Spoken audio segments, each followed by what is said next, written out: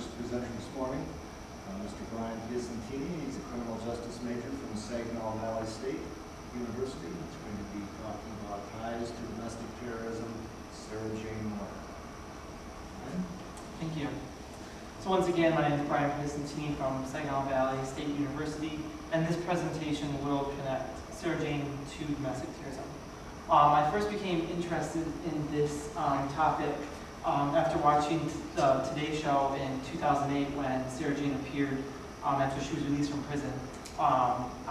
She looked like a little old lady, similar to my grandma, so I found her really interesting. But after research, I learned that she was far from a normal grandma.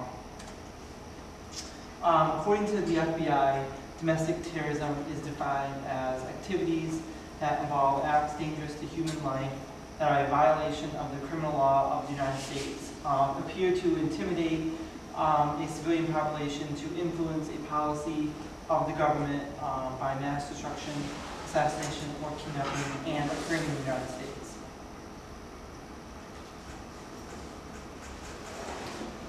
Domestic terrorism attacks in the U.S. Here's some examples. The assassination of Abraham Lincoln, the Los Angeles Times bombing in 1910, the Wall Street bombing in 1920, the assassination of Robert F. Kennedy, Oklahoma City bombing, the Olympic Park bombing, the 2001 anthrax attacks, and most recently the Holocaust Memorial Museum shooting. All of these attacks are classified as domestic terrorism because they were carried out by residents of this country. And as you can see, domestic terrorism attacks have dated back since the 1800s. The attempted assassination of President Ford. 2 attempted assassinations were carried out against President Ford within 3 weeks of each other, one by Lynette Froner and the other by Sarah Jane Moore. These attempted assassinations can be classified as domestic terrorism because the acts were against the president. The office of the president represents freedom and democracy, and a disruption to this would be an act against the government. Sarah Jane Moore. Sarah Jane, well, what makes domestic terrorism so hard to prevent is that people carrying out the attacks live among us. And this was the case with Sarah Jane Moore. She grew up in Charleston, West Virginia, with a really loving family. Her brother, however, described her as steadfast in her position. He always says, it would do no good to argue with his sister.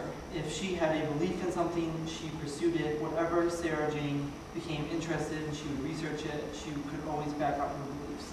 So she would always research new things, new ideas, and stick with those beliefs, and put a lot of time in that. In 1946, Sarah Jane went missing.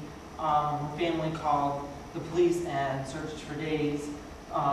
After returning unharmed after 3 days missing, Sarah Jane could not account for where she was at. This was a little strange. Once she was reunited with her family again, she started to become more independent. And the age, she was 16 at the time.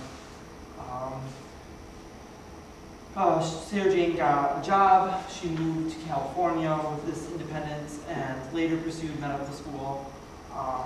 After being out in California, she married, dropped out of medical school, and became a full-time mother.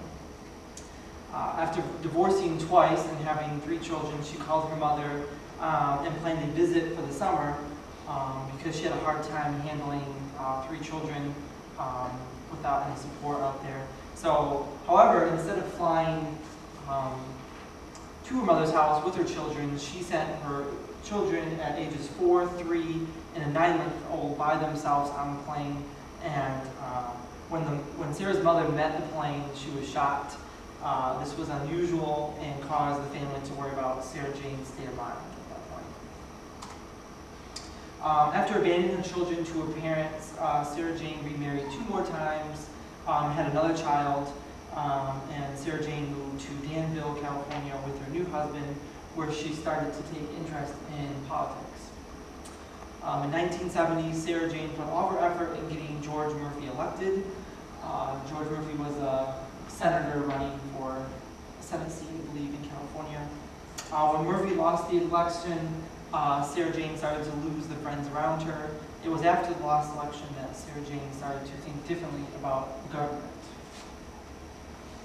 In 1974, after the kidnapping of Patricia Hearst by an anti-government group, Sarah Jane found a job at the People in Need program. This program gained national attention because the parents of the kidnapped girl donated $2 million to the cause. While working at the People in Need program, the FBI actually contacted Sarah Jane to serve as an informant to gain information about about the program is what they wanted to infiltrate. Unfortunately, Sarah Jane was fired from the program before any information was uncovered. However, the FBI still used her as an informant to infiltrate other anti-government groups. They made her attend many local anti-government meetings to try to uncover plots against the government. These meetings only furthered Sarah Jane's anger against the government. Working as an FBI informant, she was able to meet and hear from some of the most violent anti-government groups. It was these types of interactions that caused Sarah Jane to try to assassinate the president. Sarah Jane joined the Tribal Thumb group in the summer of 1975 and actively got involved in that group. And that was the group that really provided her with the contacts to carry out the attempted assassination. The attempted assassination. On September 22nd, 1975, Sarah Jane became the first woman in history to fire a shot at the President of the United States. Sarah Jane fired a single shot towards the President. Sarah Jane missed the President. Before she could fire off a second shot, an ex-Marine took her to the ground.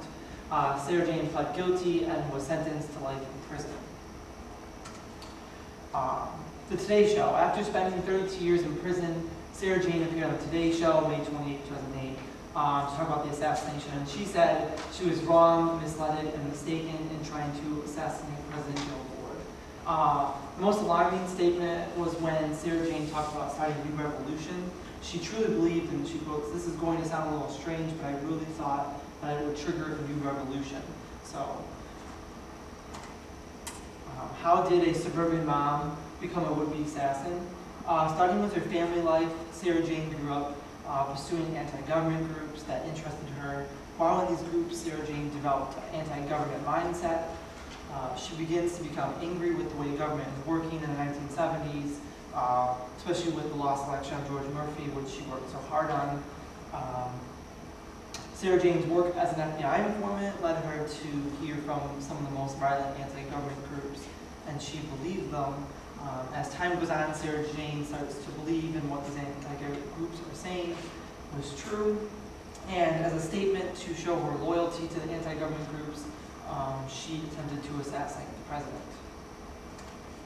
Who is to blame? And there are still many unanswered questions on who is responsible for the assassination. And I pose three questions. Is the FBI responsible because they introduced Sarah Jane to violent anti-government groups? Is the Secret Service responsible for the failure to identify Sarah Jane as a threat towards the president? Or is Sarah Jane herself responsible for the actions she took?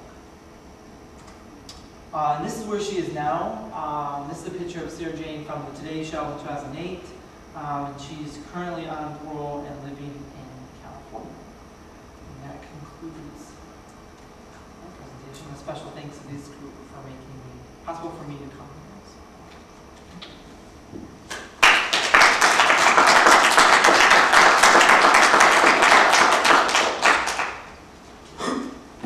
Are there any questions for Brian? Yeah. Let's slightly put the 3 points out of who to blame. Mm-hmm. In your opinion, who deserves the most blame? I believe it was Sarah Jane, but something that I didn't add on the PowerPoint, the Secret Service the same day, or 5 days prior, actually arrested her, and so there was a lot of failure of communication between the FBI. The FBI knew her as an informant, but never shared information with the Secret Service at the time she was arrested. So there's a lot of failure of communication, but I still believe that it was her personal choice. She, in trial, she tried to say she was mental, not stable, but she knew what she was doing. time for another question? Okay, well, thank you very much, and another round of applause, please.